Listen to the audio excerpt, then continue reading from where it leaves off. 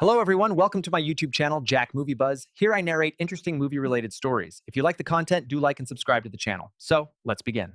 Imagine leaning in close, voice soft but urgent, as I whisper to you, you absolutely must make time. Clear your schedule, dim the lights, let everything else dissolve, because I'm Still Here is not just a film, it's an emotional reckoning, a cinematic heartbeat that pulses through memory, identity, and the raw, unfiltered endurance of love under darkness. Let me guide you through why this isn't merely a movie. It's a personal invitation into something deeply, achingly human. I knew the moment I first heard Walter Salles was behind this that something singular was coming. The maestro who gifted us Central Station, the Motorcycle Diaries, he who captures the sweep of history through the hush of a glance, returned home to Brazil with this story. It's drawn from the memoir of Marcelo Rubens Paiva, a book charged with his family's real and unresolved trauma, the disappearance of his father, Rubens Paiva, during Brazil's military dictatorship. Salles, who knew the Paiva children as a teenager, shaped all those vivid memories into a film that breathes like a whisper turned roar. Picture the opening. Rio, 1970, Leblon Beach, a house brimming with laughter, children's feet in the sand, friends drifting in and out like light, books, cigars, soft music, life in its most fragile fullness. In the background, the hum of authoritarian power, helicopters overhead, armored convoys rumbling by, history's shadow just beyond the frame. Then, snap, the gentle world cracks. Rubens is taken. He never returns. A family splinters in an instant. And that's where I'm Still Here scorches into your consciousness. At the center of this film stands Fernanda Torres as Eunice Paiva. Her performance is not acting, it's memory made flesh. A transformation from radiant warmth to steel-edged resolve, delivered with a hush, a dropped gaze, a pause that reverberates through your soul. It's subtle, haunting, Greek tragic, and restrained beyond belief. Because her true-life counterpart, Eunice, never cried in front of her children, and Salles honored that in the edit. He cut out all of her crying scenes. Her grief speaks in silences. And when Fernanda Montenegro appears as her older self, her real-life mother, it's like time trembling in a single frame. Then there's Selton Mello as Rubens Paiva, warm, hopeful, quietly defiant, a man who opens his home to political resistance and clings to hope.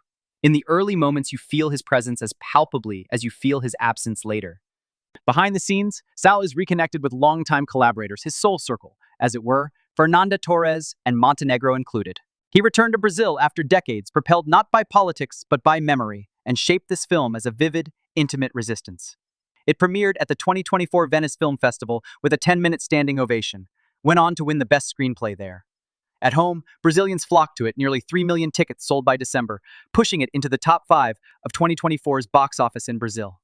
By February 2025, it had surpassed 5 million admissions and became the most successful Brazilian film at the pandemic-era box office, earning over US $25 million.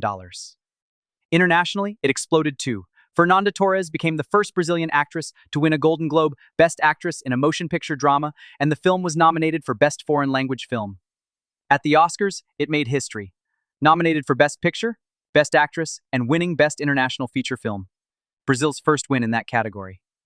A modest film by budget, under US $1.5 million, became a global phenomenon, grossing over US $27 million. This isn't happenstance. This is cinema as cultural reckoning, a mirror held to Brazil's still raw dictatorship trauma, especially timely, as the country confronted upsurges of authoritarian nostalgia and even a foiled coup attempt in 2022. It reignited conversations about historical memory, justice, and the fragility of democracy, not just in Brazil, but in any place wrestling with its past. Technically, the film is immaculate.